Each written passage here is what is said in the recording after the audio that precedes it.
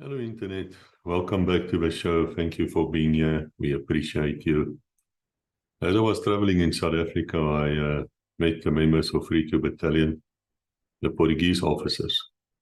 Now, I said this in another video. I'll say it again. These men do not like the word SP. They say it stands for Swart Portuguese, which they consider to be a racial insult, so we try not to use it.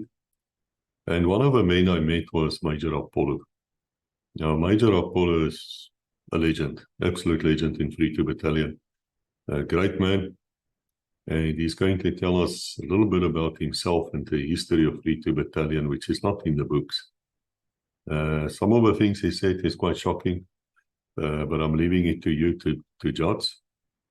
He also mentions that there is assistance needed for the 32 Battalion veterans in the form of wheelchairs. You know, these people are getting old and frail, even their families getting old and frail. I'm glad to tell you that when I made this video, we already flew Kevin Johnson, and I believe Legacy played a small role. And the other veterans have already supplied 5 wheelchairs, and within the next few days, another 6, which will be on its way. And they're trying to get to 20. But gentlemen, I can tell you that the need is great. And so in a future episode, we'll speak to Kevin Johnson, who's running this from London. And we will talk to him and somebody from the 32 Battalion Veterans Association was involved and see how we can help further. So let us listen to Major Apollo. It's a great story from a great man. And on a personal note, I have to say to you, whenever you go to these Portuguese officers, they just treat you so well.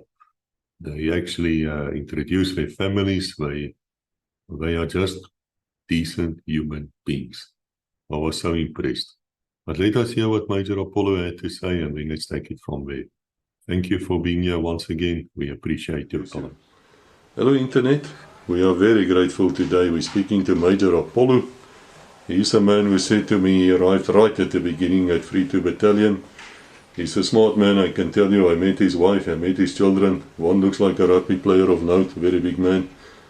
And sir, very welcome here. Thank you for your time. We really appreciate you. Can I ask you, sir, what's the history of 32 Battalion and yourself? I entered 32 Battalion in 1976, and until the battalion closed down in 1993. Yeah. I have to give the history of 32 Battalion as I know it. You know, for me to give a history of 32 Battalion, you have to answer the 5 W's. What, where, how, what thereafter. We do not have a such book written or history which giving exactly the history of 32 Battalion. You know, I have to start from the beginning. How, the question should be, how is Buffalo started? Buffalo is a name of the base, but not really Buffalo at the beginning. The start name of what became Buffalo, it was Pica-Pau. Pica-Pau means woodpecker, and that was the very first village which we had. And how it started, you see, we came from Angola, and in Angola in 1975 we had 3 movements. We had MPLA, FNLA, and UNITA. Now, what happened is that one part was supported by the American, other by Chinese, and the other one by Russians. You know, America, they don't give weapons, they give words. And Russia gives weapons. While the 3 parties, presidents at the time called, they were expecting that it will be a free election so that they must elect the party which should become the first movement to run Angola, now after the freedom or independence. What happened is that then the Portuguese, Mr. Rosa Coutinho, he decided, he's a communist guy, he decided to give the country to the Communist Party, which is MPLA. And that's how it started.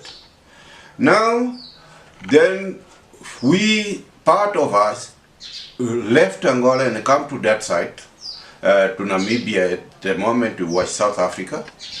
And they organized themselves with, namely, Jan Breitenbach. He is the one who led us to Mpupa, where we had some training for a few months, and then we started with the operation, the very first operation of the 3-2 battalion, which is Operation Savannah. That's how we started 3-2 battalion, which is, as I said, is Pica-Pau. But then it was, if I am not mistaken, become Buffalo in December of that same year, 1976, after moving from one part where we were mixed with the ladies and the men, and they come now to organize a place where we can call a base, and then the other place which we call a village. And the village name was Pica-Pau Village, while the base is Buffalo. Why there is a woodpecker? Woodpecker, Pica-Pau, means in the area we had a lot of woodpeckers on those sun trees which are there. And then become Buffalo because the whole area was full of animals, the one which we call Buffalo itself. Now, the operation Savannah went up straight through to Rio Kwanza, from the border of Namibia to Rio Kwanza, while the FNLA part also was coming from the side of Congo, Kinshasa, and near until Kashitu, which is 60 kilos from Luanda, and Rio Kwanza is also almost the same distance. And it was only left a bet for us to take over Luanda. But then there was a misunderstanding, I think, between UNITA and FNLA, because we were fighting together with the South African members which is leading us. We had no soldiers at that time there of South Africa, but we had Mr. Breitenbach and a few lieutenants. Now then, we didn't want to fight the force which was dealing with the fight together to take the communist system. We was fighting not against a party, we were fighting against a system which they want to implement in a country, which is a communist system. That's what we fought for. But on the other hand, the three parties, FNLA, MPLA and UNITA, the part which on a soldier was trained soldier was the best was FNLA by the moment. And when they move, after the few months training, when they move, I think then Breitenbach he noted these guys are quality, not a quantity. They are quality. And then at that time also Swabo was in Angola and fighting at the border to come into Namibia. They had the idea that maybe we must use these guys so that also can do a border protector on that side. And at that time, we start doing it, and when we started, we had a monthly salary of 10 rand per month. Yeah, but the thing which is sometimes you ask yourself, are your people happy today? If you look back, today we are happy. Not all of us, of course, but today we are happy. But if we look back it was a non-human treatment against us. Like the one which I said, you had to get a salary of 10 rand per month, and before you get that 10 rand per month, you get 10 shambok, then you have to get that money. And this 10 shambok, you now start running your mind, why? But the people forgot that when we started with a party in Angola to fight the Portuguese army there, was exactly because of the shambok. We don't like shambok. Yeah. Now, then, the book which written by the white men, they don't cover the whole story. And that is why today I don't want to speak much about the war. Because the war side, you find it on the books of which the white guys wrote. Because, but they impossible for them to be able to write what really went on from the beginning to the end of 3-2 battalion. They go there, stay there for 2 years, 3 years, 4 years, then they go out. They only can cover the thing which happened at the time when they were there. Now, you see, in 3-2 battalion we had families. We had our wives and we had our children. When we arrived in 3-2 battalion, it's roughly maybe it should be 500 ladies and then more than 1,000 men. And you know, it was, sexually speaking, it was a need of sex. And there the men had some time to go out with other guys' wife and so on. And but the truth is, when you go to fight and when you come home, you wanted to relax. And when you want to relax, now you need someone to help you, and you do not have it. Now, you see, the ladies, on the books of the white men, you don't find any book in South Africa written about the families of soldiers of 3-2 battalion, which is very important because they are the motivators. Now the soldiers start looking for the women from Rundu. But now to get the women from Rundu, they give you 5 days to go and look for women and bring a woman. But when you go there, you have to pay 40 rand in an ops room, pay 40 rand, go and look for women, but you can think yourself, how can you organize a woman to stay with you in 5 days? What their relatives will say. They never saw you anywhere. You go there and you want to bring that woman which you're going to call your wife. If you fail to bring a woman, you're going to get 40 shamboks and you lose your 40 rand. And if you think about that on the past, you know that people won't be definitive, won't feel that good. Okay, then the other thing is about Pick-a-Pow school. Our own children is now I'm talking about. The name of the school, after the Pick-a-Pow village, the name is Zapia, that name moves to the school, Pick-a-Pow school. And at the Pick-a-Pow school, we got brilliant children today here in South Africa. Some of them, they are already generals. And you know, they also nobody talk about the schools. The history of the unit, how can be a history of the unit which are only talking about the war? But what about the children of that people? And that is another thing which will be left out, completely left it out. And then I want also to mention one important thing here. Okay, you see, we got abbreviation after our first number. That abbreviation we had in the unit, it was PE, it was PB, it was PC, and SP. And then later on, in between, then we had the PD also.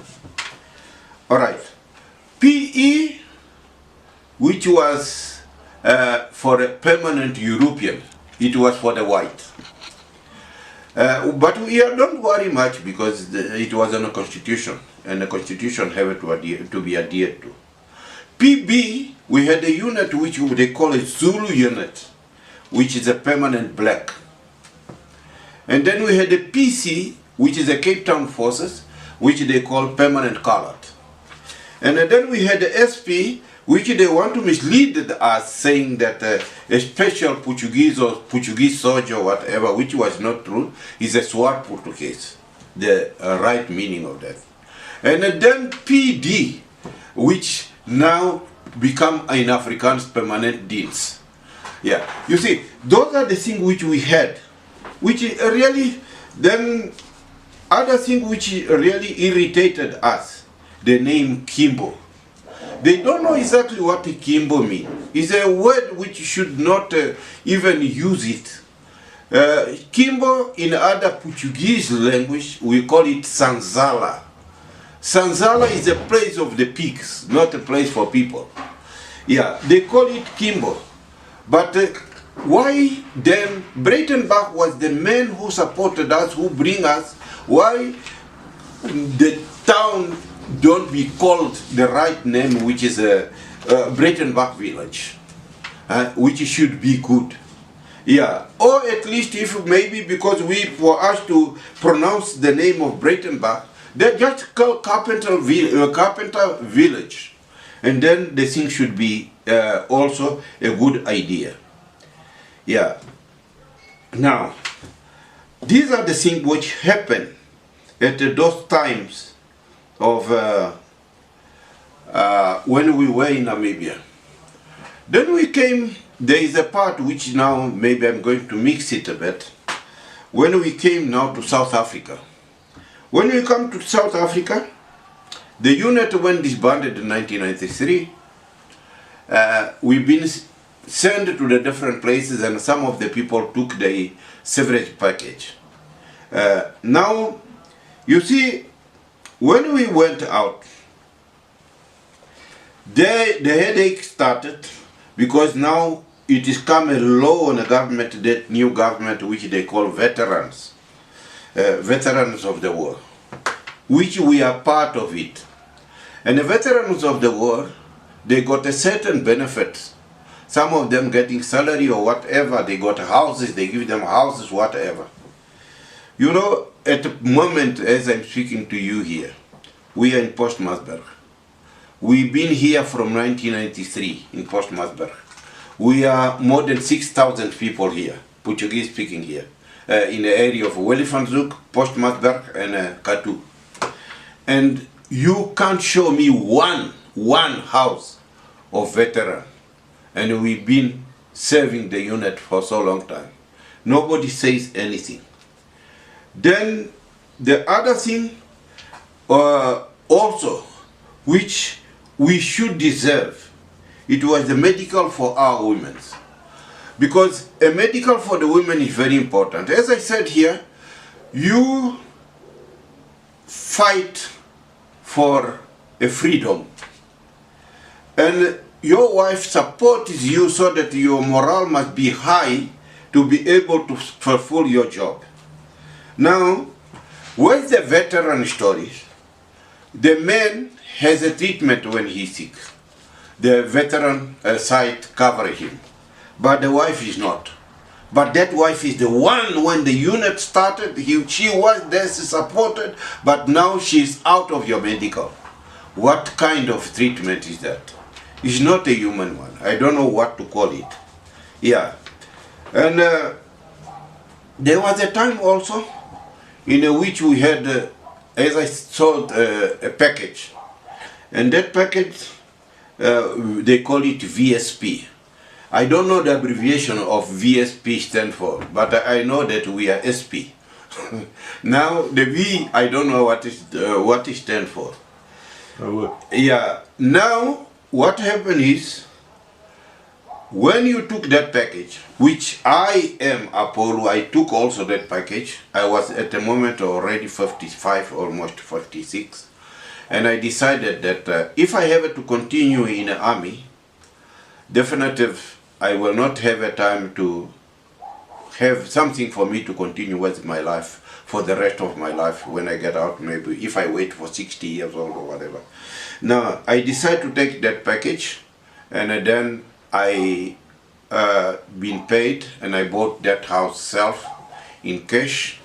And after that, I implemented my own small business of cleaning and gardening services, from which I'm living until today.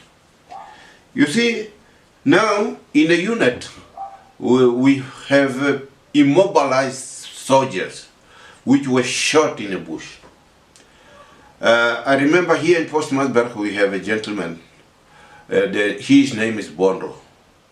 We had another one, but they passed on last year. You see, we've been struggling just to get him a wheelchair. A man which was shot in a bush. That man is no help at all from the government, that he must get at least a wheelchair. That man can't work. That man, I do not know how to explain to that. It's a very difficult thing. Now, we who took a VSP, we do not have a pension. No pension for us. As I'm speaking, I don't receive any pension. What they do, after being 30 years in the army, what they give to me is what they give to each and everyone in this country when you are 60 years old, which they call a SASA. We're getting money of the SASA, which is 1,800 rand per month. And that is what you get, but you do not have a pension. Luckily, I got a medical. And the medical, to get it, I already been deducted during the time when I was in the force. When I left, they said I must pay another 27,000 rand on top so that myself and my family could be covered. And I'm covered on that one. Yeah. And the other thing, let me mention about the photos. We're speaking and you want to see the pictures of what I'm talking about. The pictures, unfortunately, I won't be able to produce, because in the unit when we came there, we was not admitted as a black to have a camera to take photos. Some of the people which don't want to listen, they had that instant camera at that time, the one which you take and a photo coming out immediately. They had. But you know, that doesn't last long. Yeah, it is something which just to help yourself. And then, as I said, the unit had companies, and at the companies, when we go to the bush as a platoon, on a platoon you got 36 soldiers and you got 2 commanders, which will be a white at that time until we become officers. Then we become mixed. But when you go to the bush, you fight. And we've been considered the best fighting unit since Second World War. Now, if we are the Second World War, is the 2 white men who fight, or is the 36 which fight? The 36, in my view, the 36 one is the one which is brave. Now, the whole 14 years which we've been in a battalion, the only 2 people got honorary Cross medals, which is also not fair. Yeah, you never will think that really after 14 years, and these guys are the best in the world, how can only receive 2 honorary Cross medals? Must be something wrong there. Then the other thing which is a motivator of a soldier to become a good soldier, let me tell you, we are in a unit, we was talking 21 different languages. Yeah, in our unit we had 21. When it's found, we talking 21 different languages. And we have a beautiful songs. When we fight, even on a fight, we singing, and that motivates us to go ahead. And that demotivates the enemy on the other side. Because the enemy shoot, but you see the people coming and singing, dancing, then they run away. Yeah. The other disappointment, maybe I will say, the last one, then we will continue a little bit later. I wanted to talk, for instance, when the unit now here at the time of General Moch Depot in Pomfret closed down, there were a regimental fund amount. And that regimental fund amount, we was informed that it is going to the Army Foundation. And that the aim and the objective for that money to be on the Army Foundation is to look after the children of the soldiers. So that tomorrow when they want to go to university, to go further with their studies, they must use that money to study. Yeah, and that money nobody knows. Well, they don't have any amount. And lastly is that the other thing, you know, when a unit, because we were in Namibia, and in 1993, in 1989, we moved from Namibia to South Africa. When you come to South Africa, we know that the government give out a certain amount of money to give to the people.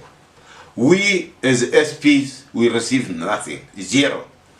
But the colored in the unit and the white guys, they were paid. And you can, yourself, if you are human, if you can think, you will say, okay, no, something might be wrong here. Yeah, those are the things which I want to bring to you. You can put it so far off, then I want to show you something. Yeah, you know what? We really on a need, because we got elders in the community. I have an old lady in Postmasburg, especially. We have an old lady, the eldest one here from 32 Battalion. I think she should be on the 90s about. To move, she find it very difficult. But if there is someone maybe can help with a wheelchair, we will appreciate. And then we have another gentleman, we call him Bondo, Rifleman Bondo. He was shot at the time of the war, and he also can't move at all. He's sitting, they have to bring him out next to the door, and he stays sitting on a chair for the whole day there. Yeah, if also a possibility to help with a wheelchair, really we will appreciate. Now, I think in a unit of 32 Battalion, I'm the only one who have this picture, the organigram of the village, which we call a Carpenter or Breitenbach village.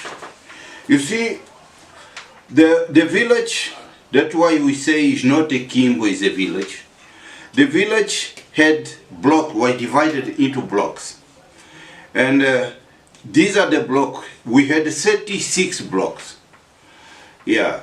And those 36 blocks, we had a Buffalo base, and then we have a road which coming from Buffalo base to the village. But just before you enter the village, you go around the village on the side of Kavango River, and you come to the training area. The training area name, it was Nova de Março. And that Nova de Março is also, was exactly founded by me and a friend of mine, I forgot the name now. And that's where we used to give our training to the soldiers. All soldiers go there. Now, a part of the block, then we have places which benefit the whole town, like for instance a big tank of water. Then we had a cement store for the construction, and we had a soccer field near the school, the Pick-a-Pow school, and then we had the churches, 2 churches. It was a Roman Catholic church and a Protestant church, and then we had a big shop which they call a TMC shop, a town council, management council shop. And then we have a guard rooms on one side. And other thing which I can mention, you see all places where 36 blocks are, there must be a refuse. And the refuse is not something which you leave just there. You have to get your dumping zone. And the dumping zone was just exactly there, next to the river. That is what I can say. And as I said, it is good to keep that in a memory, because our children, when they grow, they want to know exactly. Some of them, they don't know where the father's coming from, and they can come and look exactly and understand what is going on. Thank you. Yeah. Okay, so what is this Reddernis? No, it's a lot of things written in Portuguese, Afrikaans, and English. Certain things just to entertain ourselves. Is a unit newspaper. Okay. Now then, what else I can show you here? This one, I think maybe that one you have it. That guy was a teacher in the unit, then he was an accident, unfortunately.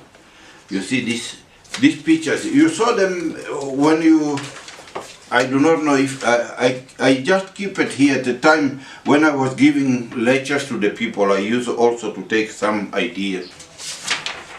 Then it's a beautiful story here. It's a beautiful story, but that book, it is cover more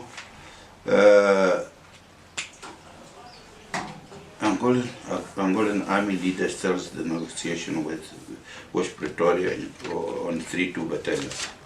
Yeah, no, that is when they try to. And that photo here, you also don't find it anywhere. This one. Focus on it. Okay, what is it? Yeah, it is myself and let me see. Okay, it was at Pretoria HQ. It was myself to attend one of the parades of the unit. Okay, General Malan, Captain Apolinaro, His Honorable Judge Pitt, I can't pronounce his name, and then Mr. Joe Castro. You see, Mr. Joe Castro, Commandant Port Hitter, yeah. Celebrating the historic event between Captain Park. It was a parade when we received Captain Park. There. And here, what El Prato Afrikaans is, or Canadian. Yeah, we'll just focus on it quickly and then we'll see. Voorblad 32 bataljon by Pomfret is die Noord-Kaap, 27 Maart 1992, meer as 2000 medaljes tydens die parade ontvang. Hier is lede besig met die patrolering van 'n swart woongebied. Ja. That now in South Africa, né? Ja. That was now after you came from Namibia. Yeah. Now you're doing what they call stedelik. Yeah. Which was a very hard job. Yeah, and that is that, my friend. Now I'm ready for any question you want to make. Major Apollo, thank you for telling us about the history of a unit. I sincerely hope that there will be people who will write a book about the actual unit, the one down there, which we are not allowed to call the Kimbo and things like that anymore. And I wish to apologize to you. We simply didn't know. Sometimes when we use words, it's out of ignorance. It's not out of hate, out of hatred. But you were a soldier actually before you joined 3-2 Battalion. You served, I believe, in the Portuguese army. Can you tell me something about that? Yeah, you see, I was born in 1947, and in 1967, when I was 20, I served in Portuguese army, which they call at that time is a colonial army. just like they was calling it here in South Africa before, also colonial army. And there I wasn't with the infantry, I was a member of the artillery forces. And may I ask you, who were you fighting and why? Were they like communists and you people are Catholic, you Christians, you're not going to accept communist rule? Yeah, no, you see at that time we wasn't fighting black against the black. Because we had the three parties, UNITA, FNLA and MPLA. And at the time when I was a soldier, UNITA was not yet exist. It was only FNLA, which started in 1961 together with the MPLA.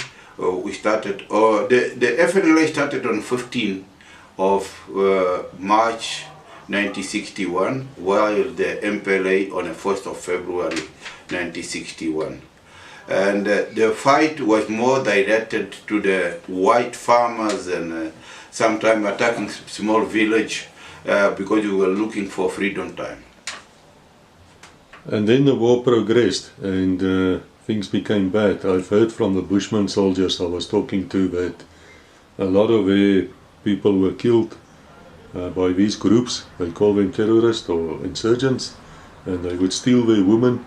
You had the same problems like that? Exactly, exactly. Because of heel treatment towards the black men at that time, and the right to school together with the white. Yeah, it was very difficult to school together with the white. All those things the people had a problem. And also this discrimination self, maybe you go in a vehicle, but you are not allowed maybe to go in front of the vehicle just because of skin you have. So many things happen at that time, which we dislike. And the people had no alternative. They say, let we fight the system. At that time, we could not think about communism and whatever, because we knew that if one day Angola become independent, the black won't fight black. But unfortunately, after the Communist Party took over, which is the MPLA, the war went on with the other two parties. And it's still going on even today. And sometimes you have to ask yourself, why now black fighting black? You don't understand, you don't have an answer, because not only in Angola you see it in other surrounding countries here. You got terrorists against the country which is a black in the government. Yeah. Do you think that the fact that Angola is such a rich country with oil and minerals, that played a role, perhaps? Honestly speaking, I don't think that there is a country there is another country so rich, especially in this side of Africa. South Africa is rich, but we can't compare South Africa with Angola. Angola is very, very, very rich on the fishing, on the diamonds, on the gold. You got everything in Angola. And you know, when I come to that site and I look into my country, as I left my country, I was 27 years, I knew quite well the country. I said, if South Africa and Angola can really understand each other, they will be the leaders of Africa. But sadly it didn't work out like that. Sadly it became a bit chaotic. Definitely not. Definitely not. Yeah, people are divided, people are not communicating well, and there's a lot of things which is wrong going on. Can you tell me, sir, where did you saw Jan Breitendag for the first time? It was exactly at the Operation Savannah in 1975, when he was advancing with the forces. And at that time I was catched by, because I was one of the representative of the president of FNLA, Alden Roberto. And we were in a village they call Porto Alexandre. And what happened there is that when the forces of South Africa advanced with Operation Savannah, I been put in jail by MPLA. I was put in jail by MPLA in Port Malchandre, and Breitenbach was the leader. I remember a history of him. Honestly speaking, he's a very brave man. He's a good commander. He got a good tactics. He is a good projector. Everything he does is to us correct. The other man which I saw also, the good planner, it was General Ferreira, Dion Ferreira, which already passed on. So when you got out of jail, then you decided, okay, you're gonna still be with FNLA, with Roberto's people. No. When I get out of jail, I had to, because as I said, I was representing the president of the party. I organized ships to take people from Angola. And we had 27 ships, fishing ships, and big ones, which we catch up another big ones which brought a weapon for the MPLA. The one which I still remember the name is the Silver Sky, and it's coming from Greece.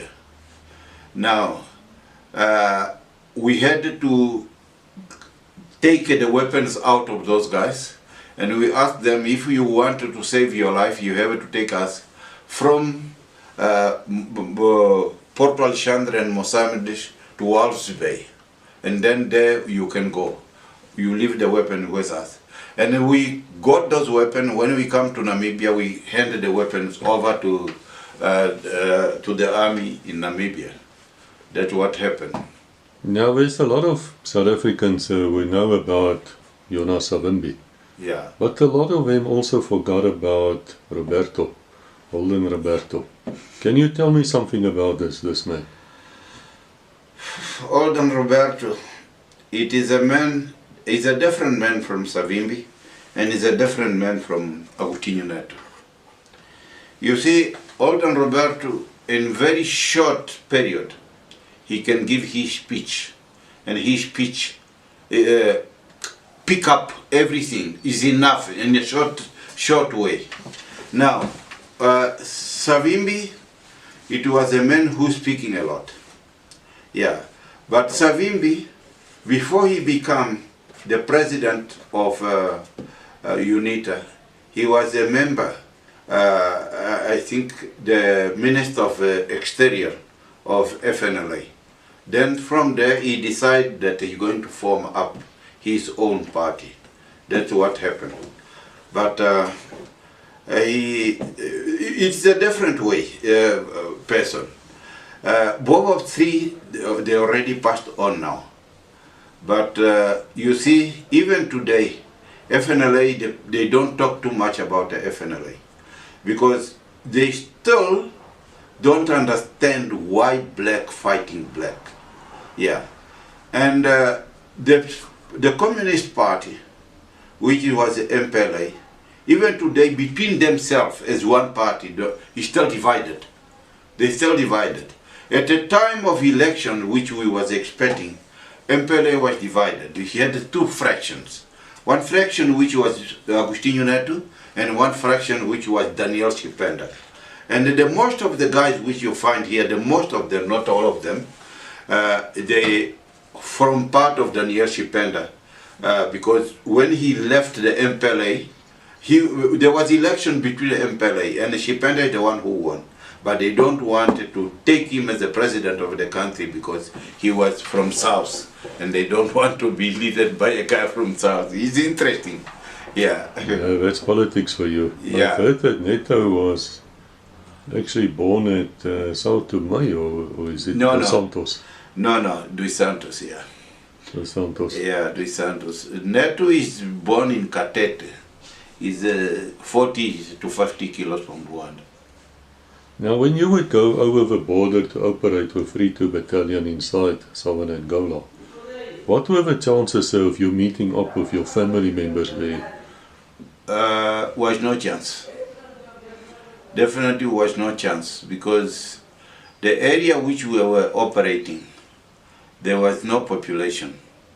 And where there is a population, because you are there to accomplish with a certain order, and you do not have a chance to think about your family at that time. Now, should one of you die in combat while you're on operations, would the army then let the wife know and the family back at Buffalo Base? Yeah, I'm going to tell you a beautiful story on that question. You see, soldiers go for a combat, and our operations was 3 to 6 months. You go there, the time which you going to the bush, you left your wife at home, no communication with your wife or your kids at all. You remain in operation. But in a case someone passed on during the operation, maybe was shot, we have a pastors of the unit. The unit been informed that that man was shot, and the pastor or the priest, he goes to the village and call all ladies with a loudspeaker and tell them that unfortunately we lost so many people in this kind of operation. The ladies know exactly which operation you are, but they give out the names. And then the body goes back for a funeral at a family, but you don't leave your operation to go and attend to the funeral. And one thing, what I say, I'm going to tell you a beautiful story. My wife, we were in one of the operations in Mamwandi, and the pastor goes, someone of us passed on, and the pastor goes to the village, and the old ladies coming to the soccer field to listen to the news. And my wife, my wife was there, and then the pastor talked. He say, ladies, I'm apologize. When she say, I'm apologize, my wife fell down. She say, she understood that apologize. It's an interesting thing. But the news was given by the pastors about the people who lose their lives in the bush. Did you ever leave the body of a comrade behind? Yeah, that's a good question. We, not always, but we had one man which is appear in a combat, we call him Navarros. Until today we do not know what happened to him. And what I can tell you that we always tried the best to get our people back. The body must go back to the unit. Yeah, we try all the best, but I can't lie to you. I don't remember now if we left other people. I remember that specific man, which is his name, Mr. Navarros. Until today, we do not know what happened to him. Now, 32 Battalion is known to always advance toward the enemy. They do not retreat. Yeah. Where does that come from? Yeah, a good thing. A unit of forward, not backward. Why is a unit? You see, we were, first thing I will say, because we don't like the system of communism. Although we never experienced it before, but what we hear the communists, how they act, everything controlled by the government, no private thing. That thing we do not like. And that is one of the reasons that we don't turn back and we want the country, our country, to be free. That is one. Number two, also there was Article 3, I didn't mention it there. Article 3 in the unit. Article 3, it is what you as a soldier trained to fight, you have to be determined to fight for winning, not for losing. And if you lose, then they kills you when you come back, when you retreat. Now, no one been prepared to be killed by friends. Better to be killed by the enemy. Then when we fight to win. That was the main reason. How long did it take the Angolan soldiers, the Portuguese soldiers, to become officers? We joined 1976 and we become officers in 1984. I spoke to Kevin Johnson, Yeah. the company sergeant of Charlie Company. Yeah. And he said to me, he felt that you could have been promoted at higher ranks as officers way before that time. You were being held back. Yeah, you know, I got a lot of people, lot of people in South Africa which were in 3-2 Battalion. They were officers, sergeant majors. And some of them, when they're talking to me, they say, Mr. Apollo, Major Apollo, you know, when we came to the unit, we were just children, and you were our mentor. You were our mentor. What we learn and how do we fight, it was because of you. You understand? And now the recognition for you to become officer, it is took time. You know, at the time when we were SP, we were informed on a parade that you are now South African. But it wasn't true. We wasn't a South African. We was a SWAT Portuguese. Not fighting for South Africa, fighting for something else, maybe for money or whatever, we do not know. Yeah. Then, when that thing really become a problem, because in South Africa here in South Africa, was no black officer by that time already. And here in South Africa, where they should, when we come for a selection to come to the infantry school, to come to the Danitron combat school, on the courses of the officer, we had to go to Johannesburg, to Battalion 21, to assist the parade for the first 2 or 3, I'm not remember now, 2 or 3 first black officers in the South African Army. Yeah, and we were exactly on that same level. Yeah, because they could not promote us for another rank before that time. But as I said, we was a part of you being an army, a part of your knowledge. We must understand that the country runs through what is in the constitution of the country.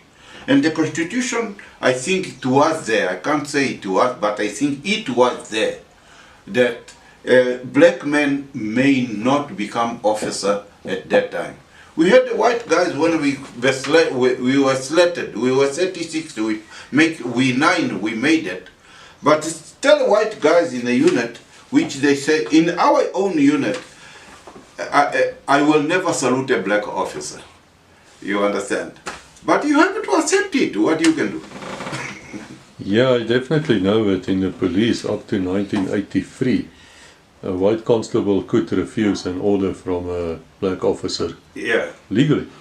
They changed that later, of course, but you know, the system was like that. Yeah, it was like that. That one doesn't worry me. Definitely doesn't worry me. You know, the thing which worry me is the thing which I mentioned it here. You was for 25, 30 years fighting for a certain objective. Now you've been left without a pension. That is worries me. You got people which on a wheelchair. You know what, let me, okay, when you finish, I want to show you a letter which I wrote to the government, and you will read stuff and listen to what I told them. Yeah, things which is unacceptable. Really, it is unacceptable. We have to be a human, and sometimes because of the constitution or because of the government of the day or whatever, things are not happening according to what you want it to be. When you were moving down south to Pomfret, were there certain promises made to you that you would be taken care of? Okay, so when we came to Pomfret, I was the man on a group which came to do the cleaning up of the Pomfret village. Yeah, and who came to prepare the area for us, or to choose the area for us, is Colonel Harris. Yeah, Colonel Harris is the one who came and was in Kimberley unit, and he wanted to look where we can put the people at the Buffalo, and then he is the one chosen for us, Pomfret. When we come to Pomfret, it was just a old mine village, and then we clean it up, and actually then we start living there. We start with the tents, then they build up houses and so on, and even today they still, a lot of people still in Pomfret. I was told by the 3-1 battalion people that they lived in the tents for quite a few years. It did not just cut houses. Yeah, the 3-1 battalion, I can't testify anything because they at Smithreff. And at Smithreff I just went there when I was doing my course of officers. But we never been together. And language also, it was a problem. Because they're also from Angola, but we are from Angola. Now they're talking Bushman language, and we are not Bushman. When we talk they also don't understand. Then it was a problem on that one. Yeah, talking about that, so how many languages do you speak? I can speak 6 languages of Angola. 16 language, not 6, 16 language of Angola. Now, out of the 16, I got then the non-black language, like for instance, English. I can help myself with Afrikaans speaking, I can help, but I can't read Afrikaans unless maybe is to say the lady, I love you. That one I can say it in Afrikaans. And actually, above the language, then is the Portuguese stuff. I can't speak French. I can compliment people in French at all, but my son, the one which was here, he speaks French fluently, and my wife also speaks French fluently. Yeah, but that my wife learned it in the school in Angola, and my son learned it in Kinshasa, Congo. Yeah, that's amazing. Yeah, we're now at the end of this video, sir, and I hope there will be more. But can I ask you, do you have any message for your soldiers, or for somebody who's listening here? Any words of wisdom, perhaps? Sorry. Yeah. You see, the message is for my soldiers and for you and Kevin. Maybe we won't be able to cover the whole history of 3-2 Battalion. But at the beginning, when Kevin spoken to me, I give him few names. You're talking about the Pinto, for instance. Yeah, and there's another Sergeant Major which was at the Special Forces. The people of Special Forces should also be consulted. Pinto is the one from Special Forces, but I don't know if you have him there on the list. And he's in Pretoria, but maybe he's out of the country now, I'm not sure. Yeah. Then there is a Sergeant Major Zay, which was the Sergeant Major of the Army. He also is available. Then I told him we have a corporal, which was a Motors corporal. His name is Manuel João. They call him Quero Quero. He got a lot of to tell. Then we have a sergeant which was in Golf Company, Dracula. Is a man which can give history. We got a lot of people which can tell the battalion, bring a history of the unit. All those which I mentioned, no one is enter 81 or enter 82. I'm talking about people who can give you the full story from the beginning to the end. Yeah. Yes, we will do our best to get hold of him. Thank you, sir. Really appreciate you. All right. And we'll do our best. Thank you. Thank you.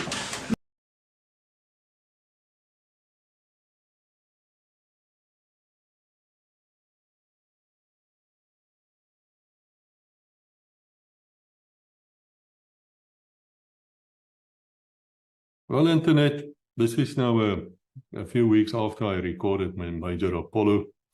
And I must tell you, these Portuguese officers in 3-2 Battalion just impressed the hell out of me. And I'm quite sure they'll impress you as well.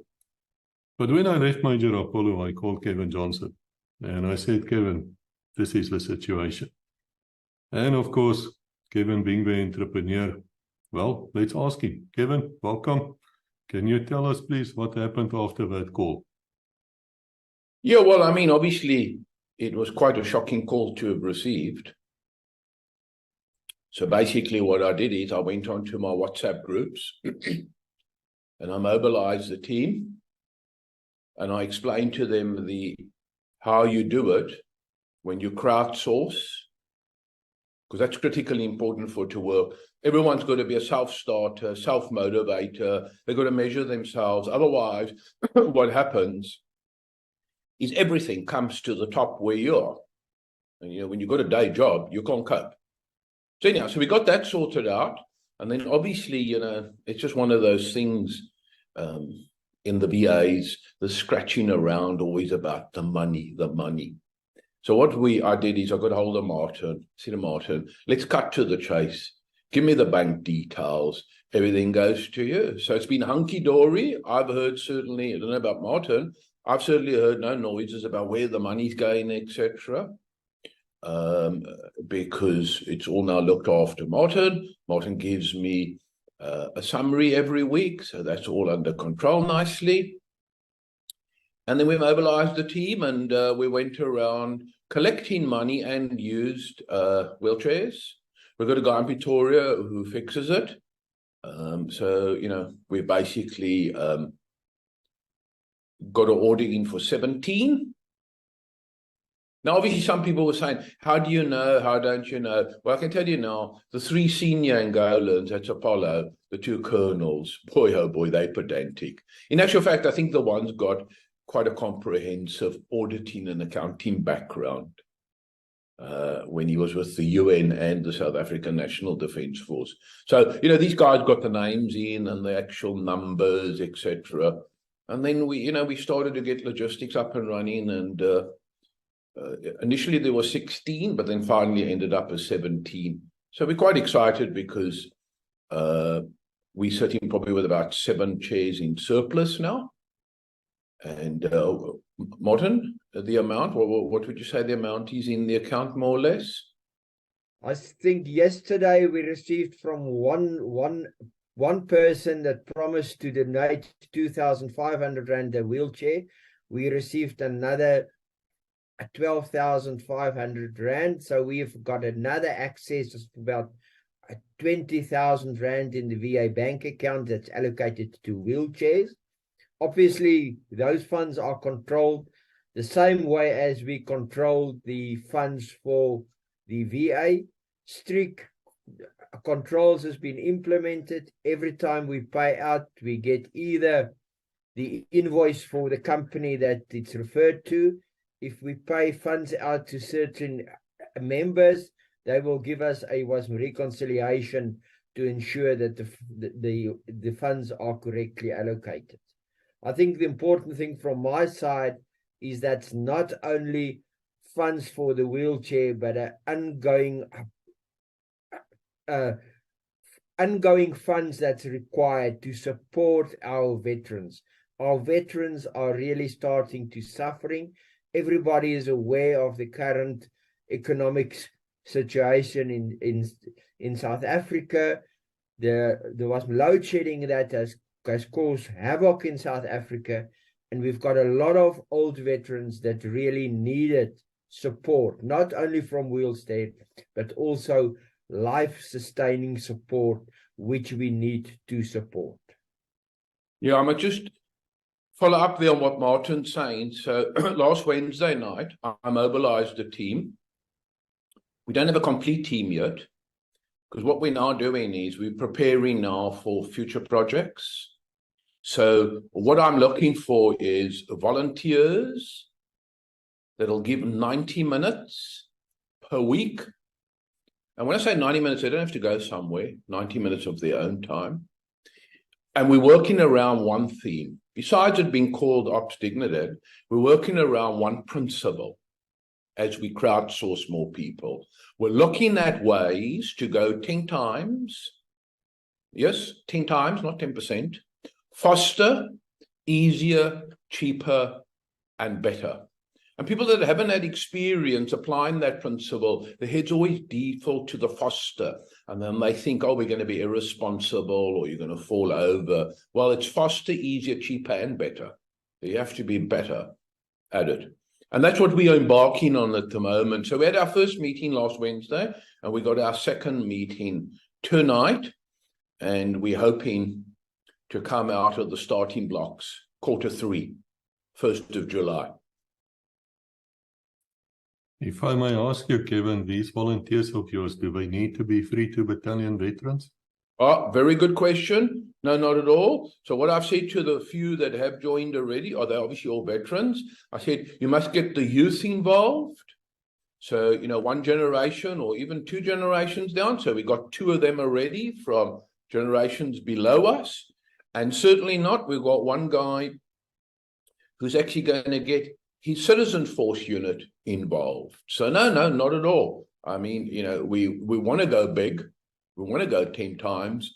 So we need all the help that we can get. Also, I must just stress that, just like Martin said, you know, as the years go by, it's going to become harder and harder for many and many of the veterans financially. So my program is 100% designed to go big outside our group when it comes to the collecting of money, corporates, charities, etc.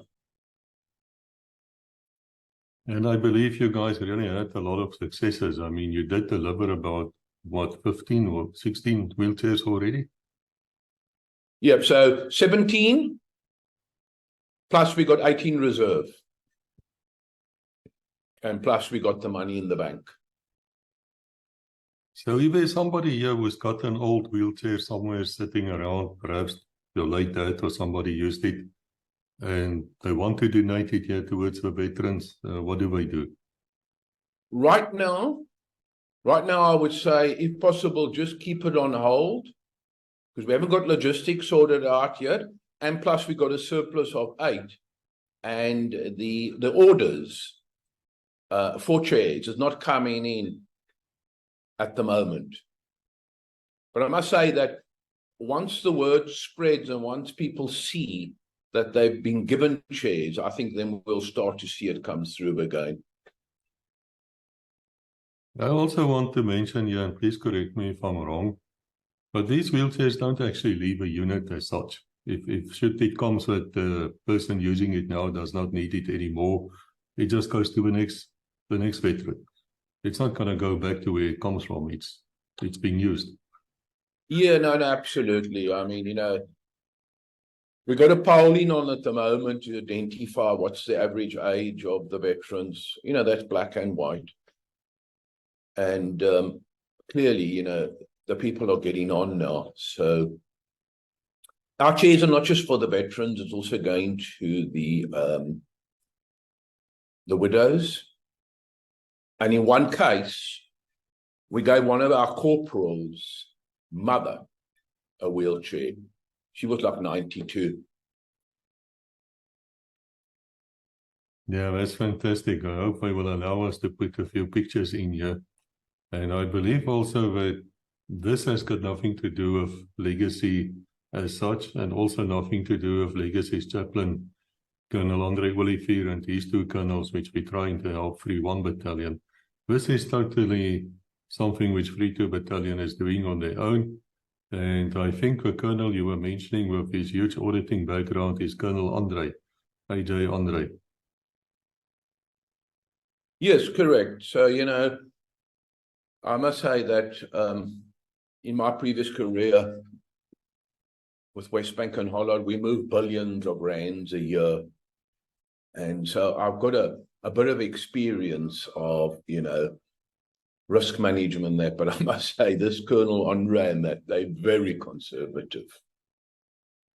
But some will slip through, but it's not about what slips through, it's about gains. That's what it's all about, gains. So when you see a man living in a shack, with both his legs off because of, I think, diabetes, and he's now taken out of bed and put into a wheelchair, quite frankly, if there's a scallum that manages to get a wheelchair, okay, I'll live with that. Based on seeing a man, now in a wheelchair. Martin, you are here actually officially. You are here as the treasurer of the 32 Battalion Association. Can you give me the assurance that the money people will donate? And I am asking you people to donate. And we'll leave you the bank details. Everything will be in the description. It will be here at the end of the video as well. All that money being used for what they are being donated for. Yes, Chris. As a treasurer, we've got strict controls over our bank account. The bank account gets actually, every weekend, it gets checked to see what funds is getting in.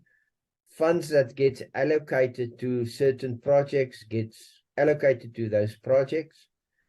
Any payment of any funds to any project gets controlled. It gets done by EFT, so there's record keeping up.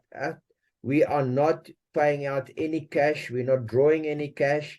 All the payments are done via EFT, and there's strict controls. The books are open. If somebody's got an inquiry, I'll even send you my email. They can send me an email address, especially those people that has donated funds.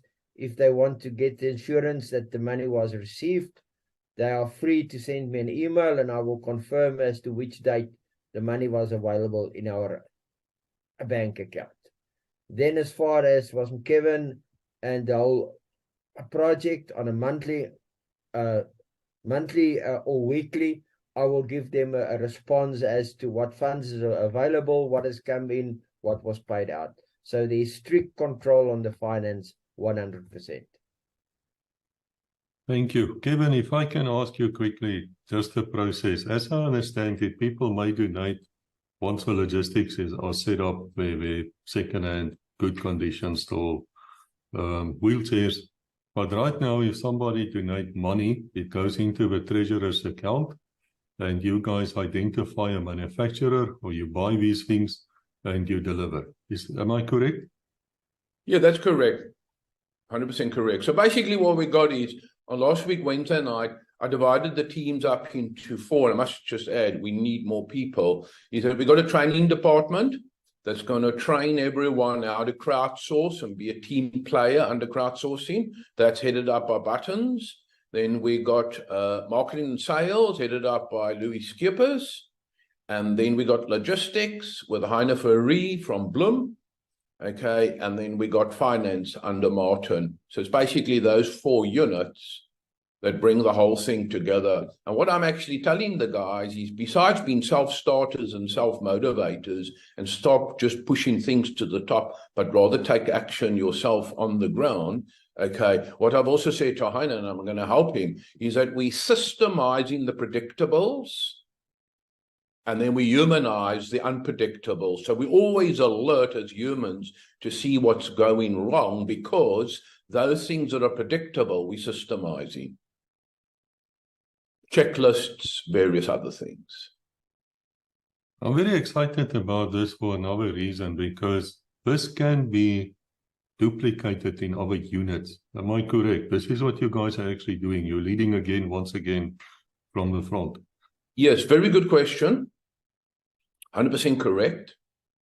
So, what I am encouraging is, to maybe have 1 or 2 members from the various other units, and we can form a group and share best practices. I've got to say to you, that what has changed between 32 Battalion and the Veterans Association, and I think that's obviously due to age, is that in 32 Battalion, there was very little talk. We just took action.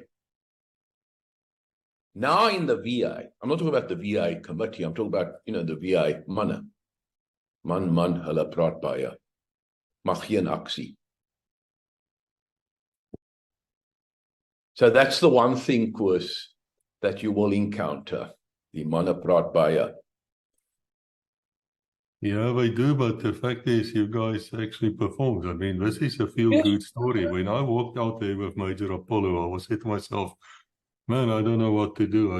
We need to do something. And now it's on for something later, and already we've changed 17 lives.